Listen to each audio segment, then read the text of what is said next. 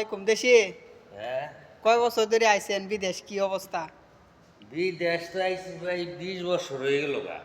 হুম, বিশ কি বছর ধরে কি আইছি। উন্নতি করলেন?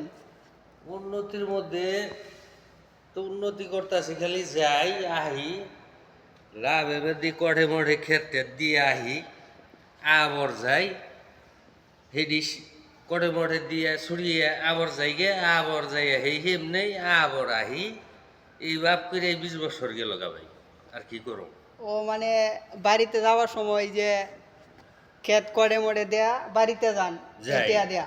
না, বাড়িতে যাইয়া ক্ষেত করে মরে দিই, দিয়া হেঁটে দিয়ে চলি, চলতে চলতে আবার ছুটি শেষ হয়ে যায়, আবার আহি, আবার এনে কটমট ছুটাই, ছুটিয়ে আবার মনে করেন যে যাওয়ার টাইম হয়ে যায়, আবার যাই, আবার যাই সেই কটমট, আবার কি করবো মহন, এই কফিলের জ্বালা, কফিলের তো এই টিয়া বিশ পয়সা বছরে 20 বছরে কোনো আয় উন্নতি নাই। 20 বছরে আয় উন্নতির মধ্যে ফোলাহান টোলাহান মানুষ করলাম, তখন মোটামুটি বড় হয়েছে, ফোলাহান পড়তেছে, দুইটা একটা এনে হালাইছি, পেটে কাম করে না।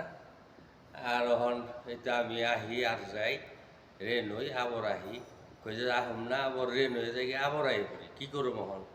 এই অবস্থায় দিন রাত এটাই বিদেশ, চলছে। না, এটাই হচ্ছে বিদেশ। এটাই বিদেশ ভাই, আর কি করবো?